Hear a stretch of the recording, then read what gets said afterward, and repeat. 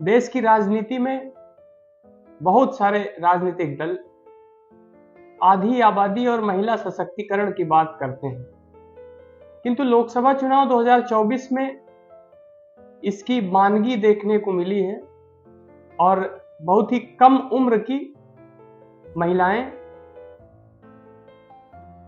जो कि छोटी सी उम्र में लोकसभा की बड़ी सीढ़ियों पर चढ़ती हुई नजर आई है।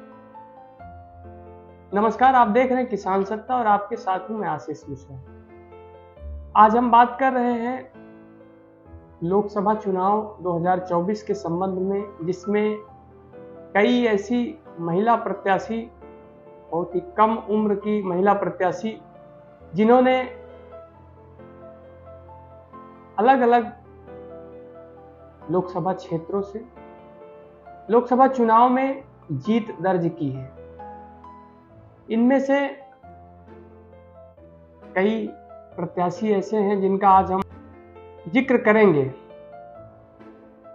जिनमें से बिहार के समस्तीपुर लोकसभा सीट की शांभवी चौधरी, जिन्होंने लोक जनशक्ति पार्टी रामविलास के टिकट पर चुनाव लड़ा और इन्होंने अपने निकटतम प्रतिद्वंदी कांग्रेस प्रत्याशी सनी हजारे को लगभग 1,87,000 मतों के भारी अंतर से पराजित किया।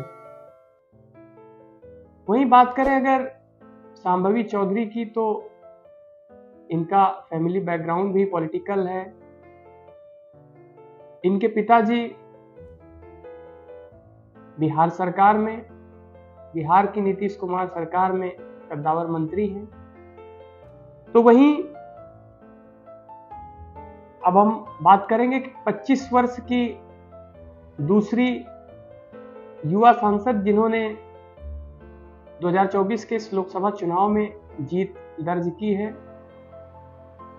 उत्तर प्रदेश के पूर्वांचल की मछली शहर लोकसभा सीट से 25 वर्षीय प्रिया सरोज ने यहां पर समाजवादी पार्टी के टिकट पर जीत दर्ज की है। उन्होंने भारतीय जनता पार्टी के उम्मीदवार बीपी सरोज को तकरीबन 35,000 मतों के अंतर से हराया है।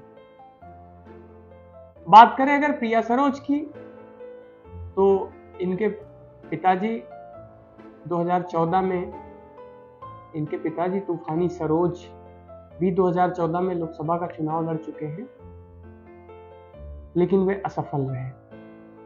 स्वयं प्रिया सरोज सुप्रीम कोर्ट की प्रैक्टिशनर लॉयर भी हैं और बताया जाता है कि समाजवादी पार्टी के आला कमान में उनकी मजबूत पकड़ है।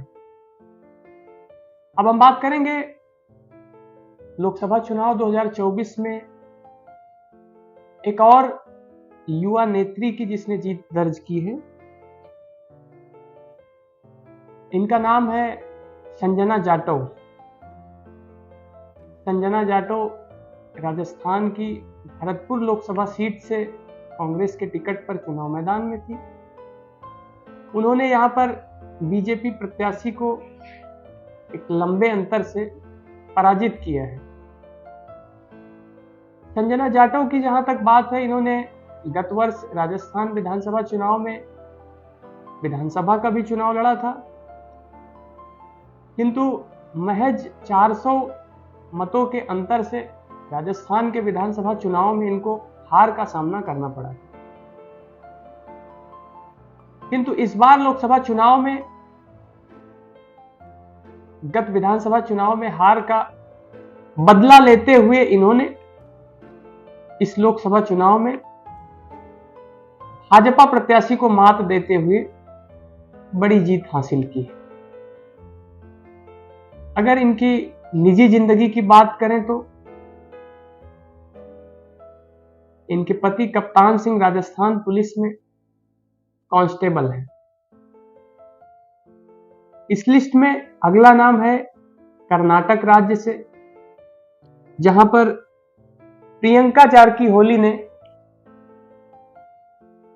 कांग्रेस प्रत्याशी के रूप में जीत दर्ज की है और उन्होंने अपने प्रतिद्वंदी यानी भाजपा प्रत्याशी को लगभग 90,000 मतों से पराजित किया है। प्रियंका जारकीहोली भी कर्नाटक की सियासत का बड़ा नाम है और इनकी फैमिली, इनके फादर कर्नाटका स्टेट गवर्नमेंट में मिनिस्टर भी है। तो वहीं पांचवा चेहरा जो आजकल खासकर उत्तर प्रदेश की सियासत में काफी चर्चा में रहता है, जी हां, मैं बात कर रहा हूं उत्तर प्रदेश के कैराना लोकसभा सीट से 2024 के लोकसभा चुनाव में जीत हासिल करने वाली इकरा हसन की। इकरा हसन, 29 साल की इकरा हसन लंदन से पढ़ाई करने के बाद भारत वापस आने पर उन्होंने यहां की राजनीति में कदम रखा।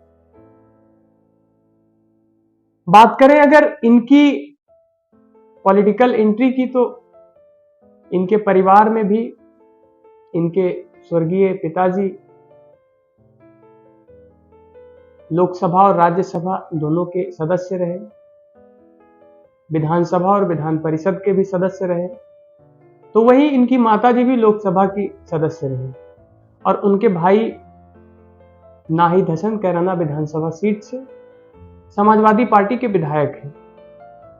इकरा हसन की पॉलिटिकल एंट्री तब हुई जब 2022 के विधानसभा चुनाव में, उत्तर प्रदेश के विधानसभा चुनाव में समाजवादी पार्टी आलाकमान द्वारा नाहिद हसन को कैराना विधानसभा सीट से टिकट दिया गया, किंतु एक मामले में उनको जेल जाना पड़ा। इस दौरान इकरा हसन ने न सिर्फ अपने भाई नाहिद हसन के चुनाव कैंपेन की जिम्मेदारी संभाली, बल्कि 2022 के उस विधानसभा चुनाव में उन्होंने